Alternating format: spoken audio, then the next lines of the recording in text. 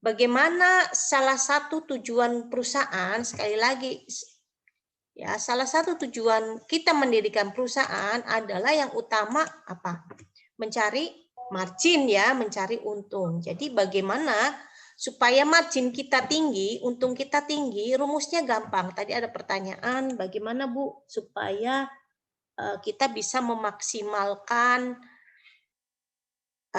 margin, ya, margin atau laba, ya, laba itu adalah total penjualan kita, ya, total penjualan itu kalau di dalam istilah ekonomi kita akan mengenal dengan nama TR, total revenue. Nah, total revenue, ya, atau TR itu semua pemasukan yang diterima oleh perusahaan. Jadi secara sederhananya kalau teman-teman suka mendengar istilah omset, berarti itu total penjualan.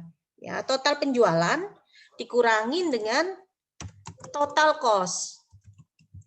Nah, total cost ini biasanya kita singkat menjadi TC. Laba biasa sama dengan TR, total revenue dikurangi total cost. Jadi pada saat teman-teman berbelanja, misalnya ya, secara mudah misalnya kita bikin cafe shop. Berapa sih total biaya cafe shop yang kita gunakan? Ya, misalnya secara total kita menggunakan total cost-nya adalah 10 juta. 10 juta maka dikurangin 10 juta, kemudian kita mengharapkan penjualannya berapa? Dengan total revenue dikurangi dengan total cost. Jadi tadi omset dikurangi dengan cost atau biaya. Kalau kita mau menentukan revenue kita, biasanya kita sebelum menentukan revenue, kita menentukan laba.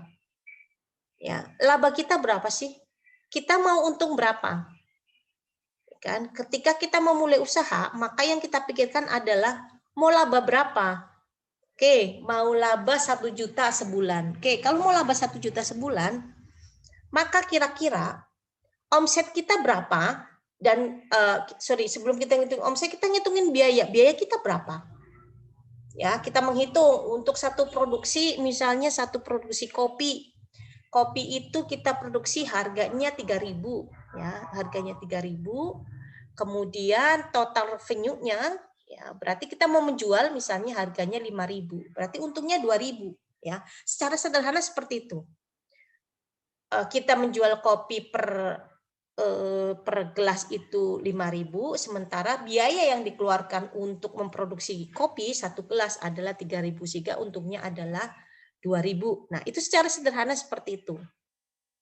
Tinggi dibandingkan dengan produksi alternatif atau sumber yang digunakan. Jadi selalu namanya opportunity cost, biaya kesempatan.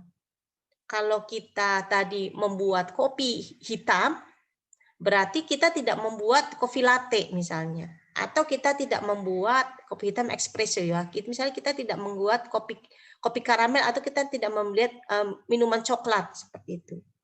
Ya, ada opportunity cost yang dikeluarkan untuk tadi kita memilih produksi kopi hitam, ya, dibanding dengan kita misalnya memproduksi coklat.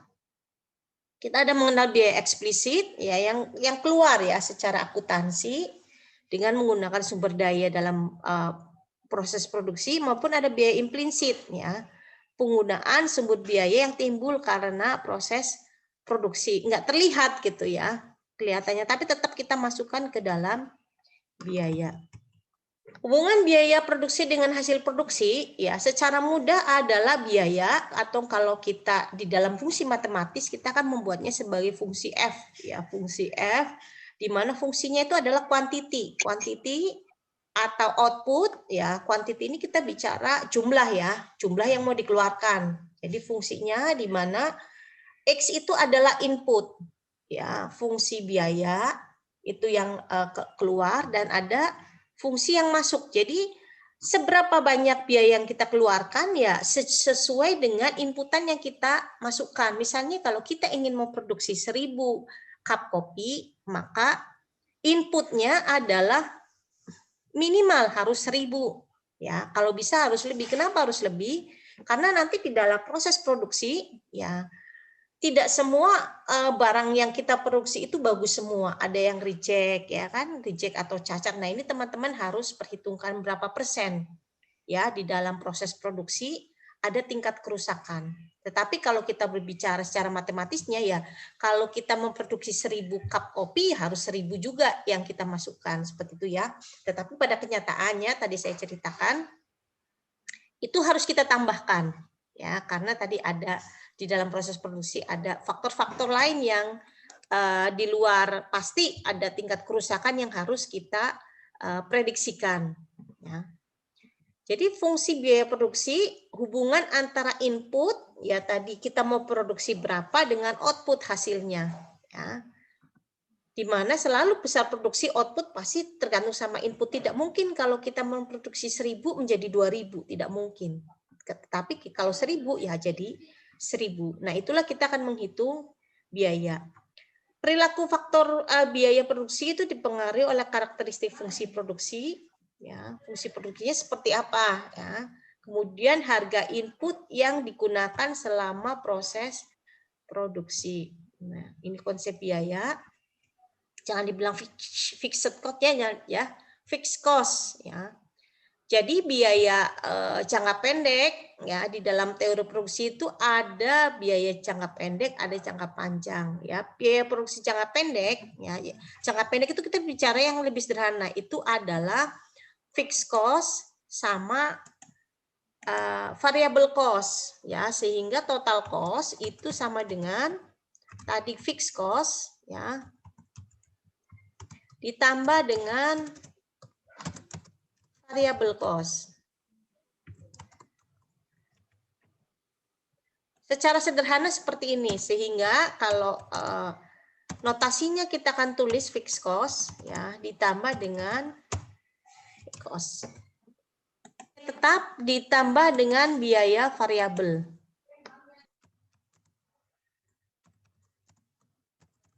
Ya, seperti ini, oke. Biaya tetap adalah biaya yang jumlahnya tidak tergantung dari banyak sedikitnya jumlah output. Bahkan kalau misalnya pabrik kita berhenti, toko coffee shop kita berhenti, ya barbershop kita berhenti, maka biaya produksi itu tetap harus dikeluarkan. Apa? Ya, biaya-biaya misalnya listrik, ya listriknya mungkin berkurang, tetapi ada beban yang harus kita bayar. Biaya listrik, biaya wifi, ya yang masih kita jalankan, tetapi mungkin tidak digunakan dan tetap dipakai. Ya. Kemudian misalnya biaya tenaga kerja. Biaya tenaga kerjanya kan tetap harus dibayar walaupun misalnya coffee shop tutup ya. Cuman dalam jangka panjang kita bisa memberhentikan karyawan. Tetapi di dalam jangka pendek ya teman-teman harus perhitungkan, kan nggak mungkin karyawan kita dibayar harian ya, kecuali kalau karyawan kita dibayar harian. Tapi kalau karyawan kita dibayar bulanan ya teman-teman harus pikirkan itu. Nah, itu adalah biaya tetap. Ya, yang mau produksi sedikit banyak tetap. Ya, penyusutan gedung, biaya sewa gedung, mau gedungnya dipakai atau tidak, kan sudah harus dibayar di awalnya, di depannya. Itu namanya biaya tetap. Email yang satu jadi namanya Heri di sini, Bu. Ya. Berkaitan dengan biaya tetap, biaya tetap itu masuk dengan kategori apakah dia juga termasuk di dalamnya biaya produksi. Kemudian yang kedua, karena bersangkutan dengan biaya, misalnya suatu perusahaan sudah menentukan biaya tetapnya sekian. Ternyata dari produksi yang 1000 itu ada permintaan menjadi 1.500 yang harus diproduksi. Apakah biaya tetap itu bisa berubah menjadi ada penambahan modal lagi atau harus memaksimalkan biaya tetapnya saja? Kemarin saya sempat agak bingung juga, ini berkaitan dengan jawaban yang UTS kemarin tuh, Bu. Dari 75 ke 100. Saya belum sempat, tapi saya hanya menganalisa bahwa kalau ada penambahan permintaan produksi, berarti kemungkinan besar ada penambahan biaya produksi gitu ya. Tapi apakah itu masuk di biaya tetap sehingga biaya tetap menjadi bertambah juga? Mungkin itu dulu, Bu. Siap. Ya, terima kasih pertanyaannya, Pak Her. Jadi saya menjelaskan ya dengan secara mudah ya dengan grafik seperti ini. Jadi biaya produksi itu seperti ini. Jadi biaya tadi fixed cost ya, fixed cost itu dia sifatnya konstan. Sifatnya konstan. Tetapi pada satu waktu, misalnya Pak ya, ini kita bersifat konstan karena kita sudah menentukan Pak, maksimal kita berproduksi. Iya. Karena satu perusahaan, pabrik, biasanya punya kapasitas. Saya tadi Bapak ceritakan, kalau kapasitasnya 1000, kemudian menjadi 1500, berarti tidak mungkin. Ya, misalnya waktu 1000 maksimal, bisa nggak kita melakukan lembur? Oh bisa. Mesin kita sanggup enggak? Karena kita rata-rata pakai mesin. Karena tidak mungkin misalnya kita permintaan kita total kapasitas produksi kita 1000, kita menerima 1500. Ya, kita punya biasanya ada maksimal produksi. Kalau misalnya maksimal produksinya masih di 2000, maka kita bisa memproduksi. Karena kita bicara kapasitas. Ya, kapasitas berarti udah dimaksimalkan, mesin kita sudah digenjot, kemudian karyawan kita sudah labornya sudah bisa lembur gitu ya. Maka masih total fixed cost kita masih tetap karena masih di dalam kapasitas produksi. Kapasitas produksi maksimal. Kan kita sudah menghitung nih. Begitu ya, Pak. Tetapi kalau di luar itu misalnya kita tadi maksimalnya kita normal produksi 2000. Ya, maksimalnya itu misalnya 1500, maksimalnya kita 2000. Kemudian kita ada permintaan di 2500. Kira-kira bisa nggak? Pasti tadi ada penambahan total fix, Pak. Ya. Apa misalnya? Bapak perusahaan ini mau menambah misalnya, oh saya mampu nih dari 2000 ke 2500 ya. Mampu dari 2000 ke 2500. Nah, 500-nya ini bagaimana cara penanganannya? Apakah di pabrik kita, kalau di pabrik kita sudah tidak mungkin. Kan tadi kapasitas kita maksimal di 2000. Berarti mungkinkah kita misalnya subkonkan ke tempat lain? Ya kan? Berarti kan kita subkon. Nah, itu ada biaya yang keluar pada waktu kita subkon ke orang lain. Ya. Nah, itulah biayanya nanti dia akan terbagi dua menjadi biaya fixed cost maupun biaya variable cost. Ya, tapi sekali lagi itu Pak, kita bicara kapasitas maksimal. Bisa nggak Pak kapasitas maksimal? Kalau kapasitas maksimal bisa, artinya misalnya tadi dari 800, kita biasa produksi 1000 ke 1200, kita masih sanggup. Fixed cost kita tidak berubah. Karena tadi, biaya sewa bangunan tetap. Ya kan? Sewa bangunan tetap. Kemudian mungkin yang fixed cost kita agak bertambah, paling biaya listrik. Ya, tapi itu tidak merubah. Tapi yang kayak misalnya bangunan, ya biaya penyusutan, itu mau produksi kita seberapa tetap. Nah, itulah nanti yang bicara di fixed cost. Jadi di dalam perusahaan nanti dia akan menentukan Pak, masing-masing itu suka beda-beda menentukan biaya fixed cost dan biaya variable cost. Karena dia agak beda-beda tipis gitu. Seperti itu Pak ya. Nah, tetap saja tadi kapasitas maksimumnya berapa? Tadi begitu kita dari 1500 ke 2000, kita subkonkan ke pabrik lain, ya. Istilahnya ada toll manufacturing, misalnya kita memproduksi minuman menambah 500. 500-nya berarti misalnya kita sudah mencampur, kemudian kita masukkan ke dalam tangki, kemudian kita pindahkan ke tempat orang lain, ya. Yang khusus pengemasan aja. Jadi kita sewa pengemasan, sedangkan bahan baku semua kita. Berarti kan ada penambahan biaya di situ. Ya, penambahan biaya produksi. Karena apa ya? Tadi kapasitas maksimal kita tidak mampu. Begitu Pak ya. Jadi bicaranya adalah kapasitas maksimal. Selama masih di kapasitas maksimal, perusahaan tidak mungkin subkon ke tempat lain.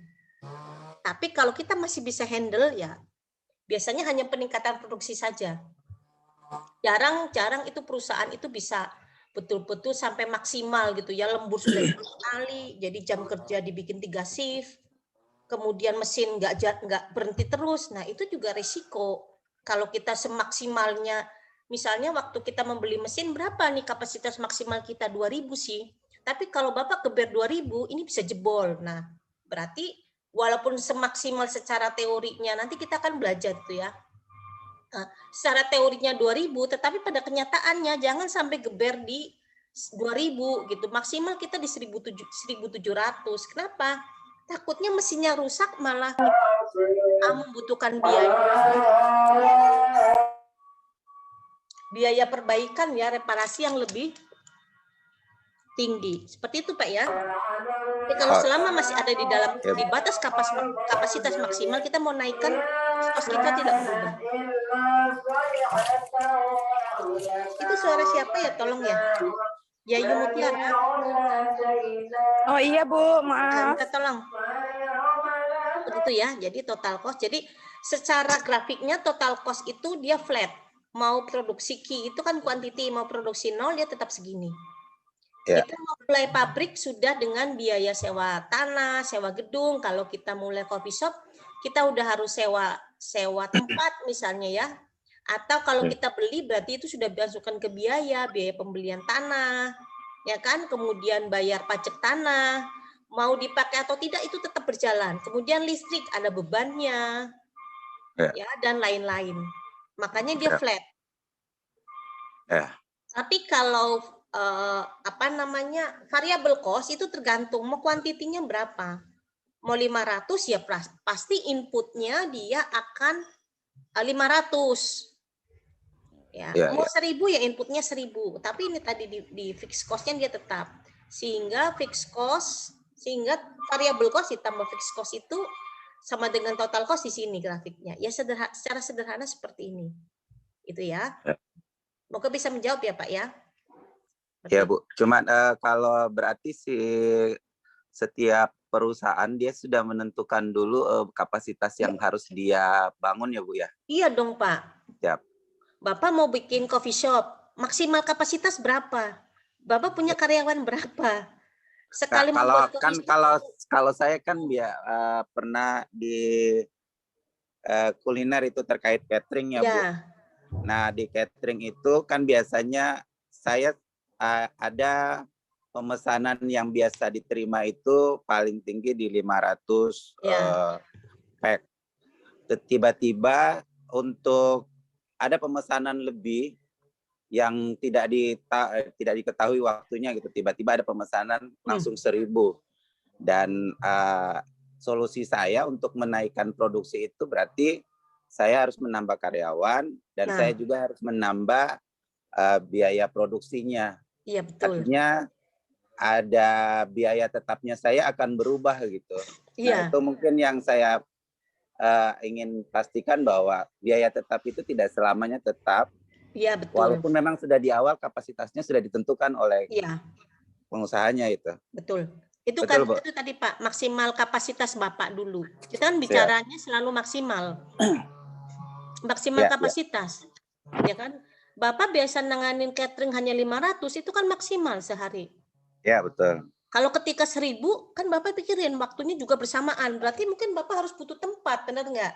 Betul. Jamnya sama. Waduh, harus sewa ini dong rumah sebelah buat masak-masak, benar nggak? Ya, betul. Harus nambah ini dong kulkas Bapak. Karena waktunya bersamaan. Berbeda kalau waktunya tidak bersamaan, Bapak kan bisa ngatur kan? Nah, itu berarti ada penambahan Pak, fixed cost. Karena tadi kapasitasnya sudah di atas kapasitas. Siap Bu, paham Bu. Semua perusahaan itu tadi pada saat menentukan margin laba, ya total cost-nya berapa, revenue-nya berapa, karena dia menghitung kapasitas. Jadi jangan kita bicara, oh nanti saya terima deh 2.000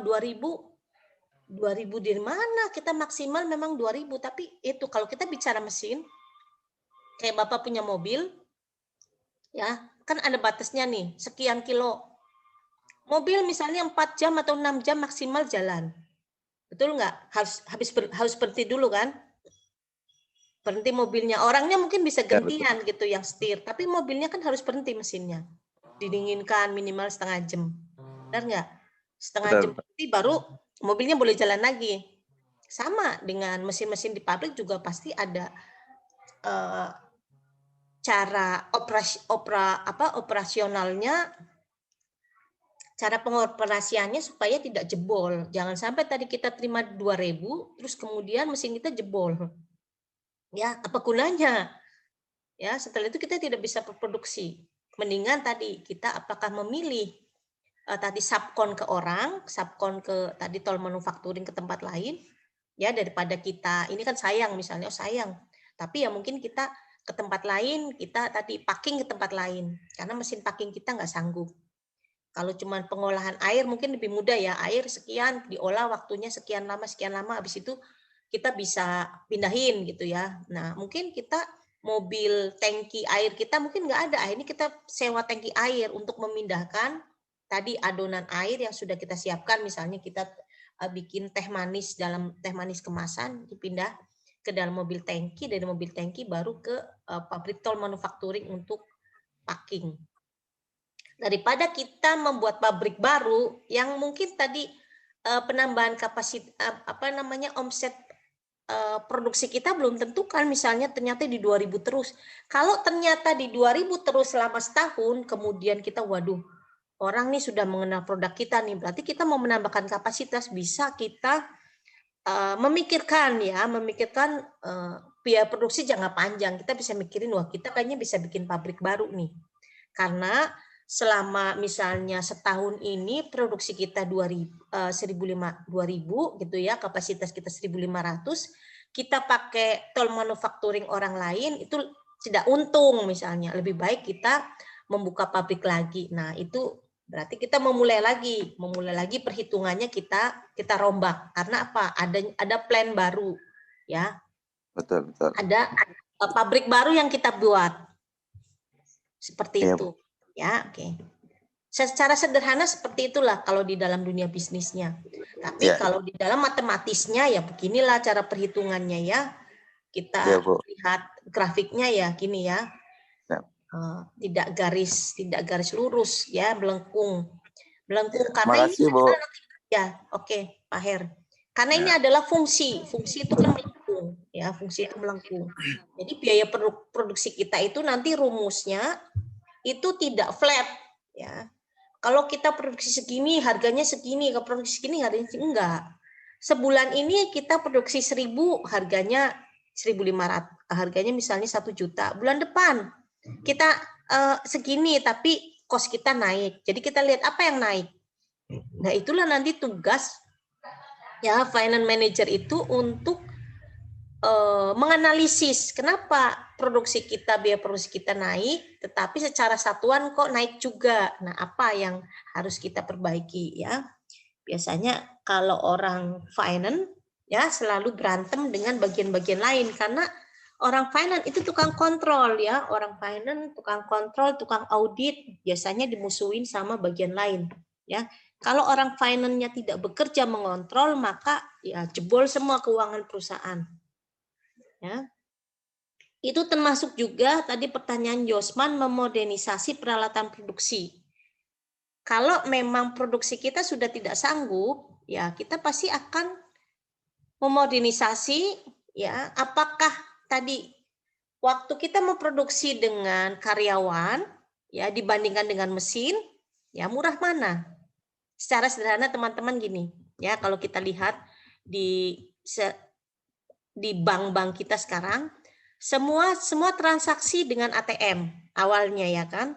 Jadi ketika transaksi dengan ATM yang terjadi adalah pengurangan penumpukan customer pada saat penarikan tunai. Biasanya orang narik tunai itu kan ke bank. Begitu ada ATM, semua orang lari ke ATM. Tetapi ada transaksi lain seperti transfer segala macam. Oke, masih ATM. Ya. Tetapi ada transaksi lain seperti setor tunai. Ya. Setor tunai orang repot ya, harus nunggu jam kerja. Padahal misalnya kayak orang-orang yang kita membutuhkan mobilitas tinggi. Kayak misalnya punya coffee shop, waduh hari ini saya dapat 10 juta ya, ada customer bayar atau ada customer bayar 10 juta. Kalau ini kan tidak aman misalnya kalau saya pegang nunggu besok lama. Nah, dengan adanya tadi penambahan mesin setor tunai Ya, itu akan membantu customer mempercepat prosesnya dia, tetapi juga membantu bank. Jadi yang besoknya orang ngantri mau setor dikurangin. Ya, dikurangin dengan tadi adanya mesin. Ya, ini saya cerita BCA adalah yang saya lihat ya, yang saya amati adalah satu-satunya bank yang paling cepat berinovasi mengenai hal ini. Ya, jadi ketika sekarang antrian bank yang paling banyak di mana? CS ya, benar nggak? Customer service. Kenapa? Sekarang fungsi bank tadi setor tunai sudah digantikan, tarik tunai sudah, transfer sudah dengan m-banking, dengan mobile banking. Berarti kemudian bank-bank ini kan menutup kantor cabang yang kecil-kecil. Ya, sekarang dipusatkan ke kantor cabang yang lebih besar supaya biaya operasionalnya lebih kecil. Kenapa? Itu tadi yang setor tunai, tarik tunai, transfer ya sudah dihandle sama mesin, computerized, email, internet, ya sehingga karyawannya BCA itu pun semakin dikurangin. Bahkan sekarang karyawan-karyawan sistemnya kontrak ya, outsourcing. Sekarang boleh sih keren jadi karyawan bank, tapi outsourcing kan rata-rata seperti itu. Karena apa? Kita bicara biaya, bahwa ternyata dengan mesin lebih murah, lebih cepat dibandingkan dengan manusia. Manusia nanti ada yang sakit ya, nggak masuk. Kalau di PHK nggak setuju demo, kalau mesin kan nggak mungkin demo. Nah itu termasuk juga modernisasi ya. Kita mengeluarkan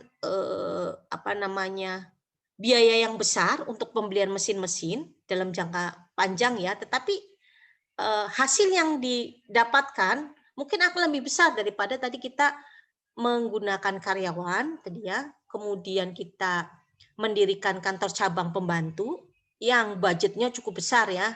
Kalau sekali sewa ruko itu kan biasanya setahun di tempat yang ramai itu 200-300 juta, ya kan? 200-300 juta belum biaya listriknya, AC-nya gede ya. Biaya lain-lainnya, biaya karyawannya, biaya keamanan dan sebagainya. Lebih baik tadi secara jangka panjang membeli mesin-mesin ya, kemudian memperbaiki sistem banking dengan internet yang akan mengurangi biaya. Ya, bukan cuma mengurangi biaya, tetapi sangat terbantu sekali ya. Semua orang rata-rata di sini punya BCA ya. Saya nggak promosi BCA, tapi saya mau bicara itulah kecepatan BCA dalam merespon teknologi. Ya, jadi teman-teman bayangin aja, coba bedain punya rekening BCA yang sama-sama trafficnya tinggi dengan punya BRI. Aduh, BRI itu setengah mati ya, ATM sering ganti ininya tiba-tiba, kalau ini ngantrinya lama, prosesnya panjang, verifikasinya lama gitu ya. Kalau BCA enggak. Ya, itu bukan promosi ya, tapi salah satu cara itu termasuk modernisasi bagaimana tadi mengembangkan kapasitas produksi. Bu, kok kalau kita bicara kapasitas produksi ngomongnya pabrik ya. Kalau kita sekedar ngomongin yang jasa, yang tadi BCA itu mudah. Tapi kalau pabrik itu ribet. Ribetnya kenapa? Karena detailnya tuh banyak banget. Kalau kita ngomongin jasa seperti perbankan kan hanya tadi ya mengolah uang dari masyarakat, sistem selesai ya. Kalau pabrik itu, waduh ya, dari bahan utama, bahan penolong atau bahan pembantu. Coba kayak misalnya motor itu bahannya berapa? Itu bahannya itu bisa satu motor itu bisa 1000 ya, 1000 jenis. Karena ya tadi about aja mur itu ukurannya berbeda-beda. Ya, satu tipe beda stripping, berarti kita beda warna, beda color, ya itu beda lagi. Seperti itu, oke. Sekarang sebentar lagi ya, hubungan biaya penerimaan dan laba tadi ya. Laba itu tadi ya sudah dijelaskan. Nah, kalau total revenue TR adalah harga dikalikan dengan kuantiti. Yang teman-teman jual harganya satu cup kopi harganya 5.000 dikalikan dengan kuantiti yang diproduksi 1.000, berarti di dalam satu bulan kita memproduksi 5.000 kali 5.000 rupiah kali 1.000 ya 5 juta revenue-nya omsetnya. Secara omsetnya ya dikurangin dengan total cost. Sedangkan total cost adalah tadi fixed cost, ya biaya tetap ditambah dengan biaya variabel. Ya, fungsinya seperti ini. Sehingga total fixed cost-nya fungsi biaya adalah ini dari total cost A. Ya, kalau kita bicara yang fix, berarti ini kita bicaranya konstanta. Konstanta itu bilangan yang tidak berubah. Ya, di dalam perusahaan biasanya dia akan menghitung konstanta. Dari mana dia akan menghitung konstanta ini? Rumus ini ya dari produksinya dia, dari waktu ke waktu, kemudian dia bisa membuat fungsi. Ya, ini fungsi secara sederhana. Sedikit lagi. Ya, ini tadi fixed cost, kemudian kita punya variable cost, jadi total cost kita di sini ya, total cost kita di sini ini dikurangin ya. Revenue kita dikurangin total cost. Nah, ini adalah yang warna ini pada posisi laba margin. Kalau kita pada posisi merah, berarti kita pada posisi rugi. Terus ya sampai ke bawah ini kita merah. Pada posisi rugi.